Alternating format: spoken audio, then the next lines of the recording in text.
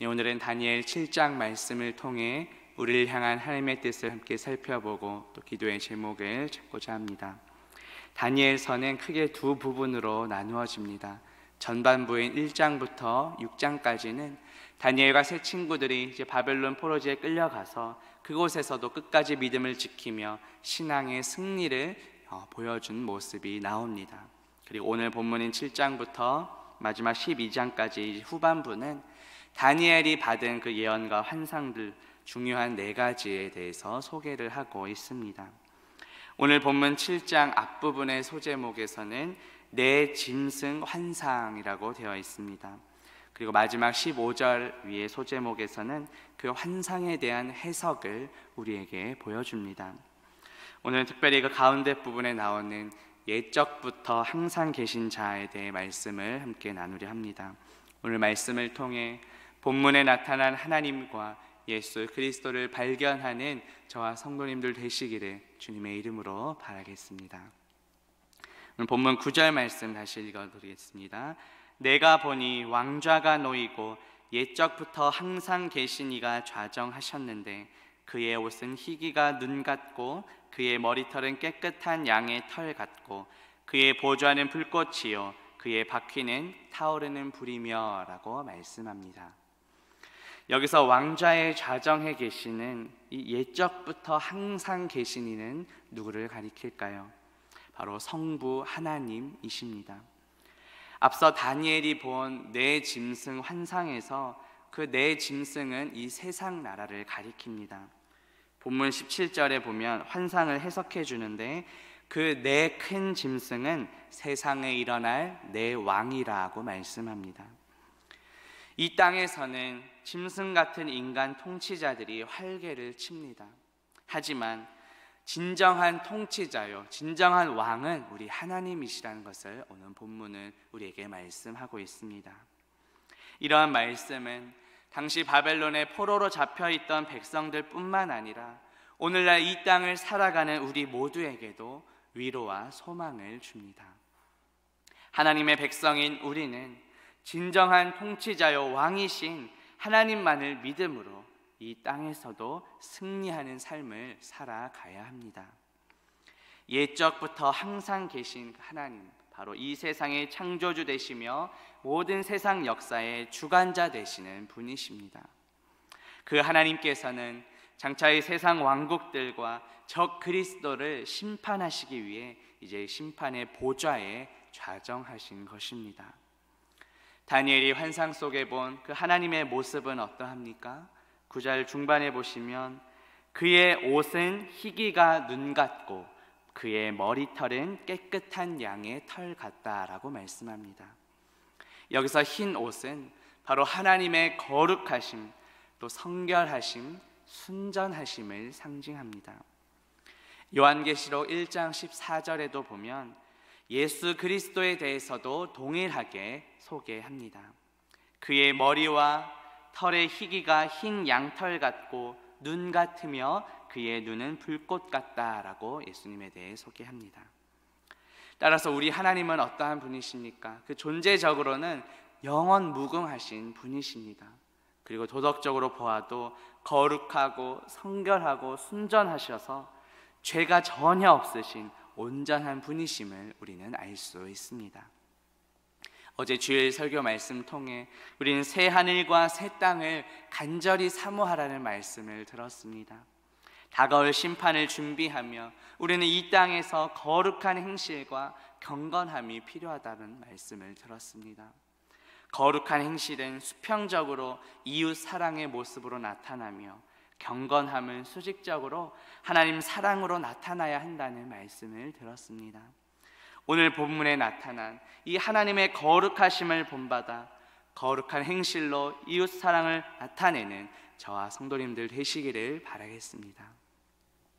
오늘 본문 13절 말씀 보시면 내가 또 밤 환상 중에 보니 인자 같은 이가 하늘 구름을 타고 와서 옛적부터 항상 계신 이에게 나아가 그 앞으로 인도되매 라고 말씀합니다. 다니엘은 또 환상 중에 누구를 보게 됩니까? 인자 같은 이를 보게 됐다고 말합니다.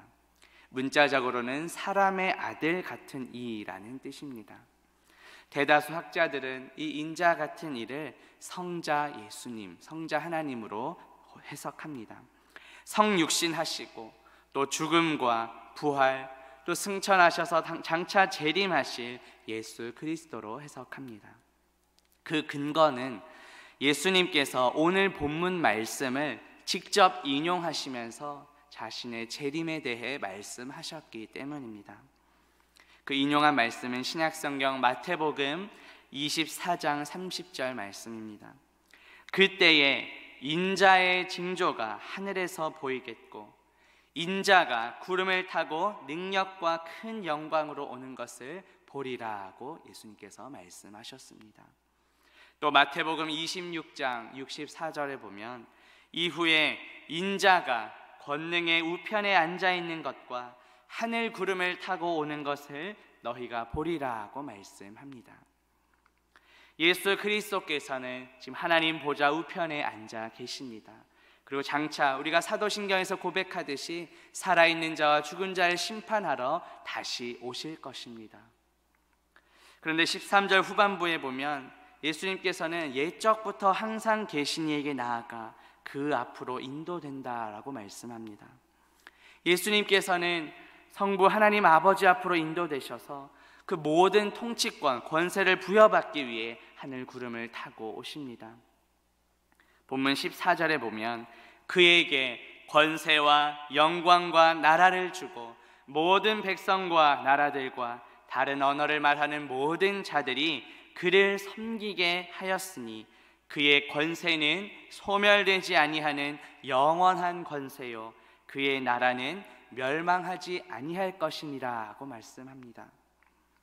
옛적부터 항상 계신 그 하나님께서 인자 같으니 즉 예수 그리스도께 모든 통치권과 영광과 나라를 주셨다고 말씀합니다. 이 말씀은 이미 예수님께서 부활하신 후에 승천하실 때 이미 성취되기 시작했습니다. 마태복음 28장 18절에 보면 예수께서 나와 말씀하여 이르시되 하늘과 땅의 모든 권세를 내게 주셨으니 라고 말씀합니다. 또 신약성경 빌립보서 2장 9절에서 11절에 보면 하나님이 그를 지극히 높여 모든 이름 위에 뛰어난 이름을 주사 하늘에 있는 자들과 땅에 있는 자들과 땅 아래에 있는 자들로 모든 무릎을 예수의 이름에 꿇게 하시고 모든 입으로 예수 그리스도를 주라 시인하여 하나님 아버지께 영광을 돌리게 하셨다라고 말씀합니다. 그런데 이미 이렇게 성취된 이 말씀은 아직 완전히 완성된 것은 아닙니다. 이 예언의 완전한 성취는 바로 예수 그리스도의 재림 때에 가능해집니다. 지금은 피조물 가운데 일부만 주님을 경배합니다. 그러나 예수 그리스도께서 재림하실 그때는 모든 존재가 예외 없이 주님을 경배하게 될 것입니다.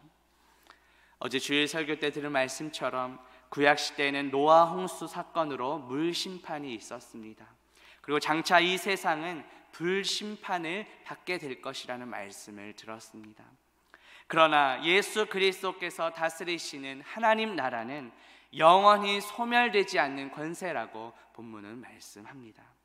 하나님 나라는 멸망하지 않을 것이라고 말씀합니다. 우리는 하나님의 전적인 은혜로 구원받았습니다. 따라서 우리는 하나님 나라에서 영원토록 주님과 교제하며 살게 될 줄로 믿습니다. 우리 주변에는 아직까지 그 은혜를 깨닫지 못한 믿지 않는 가족들과 이웃들이 많이 있습니다.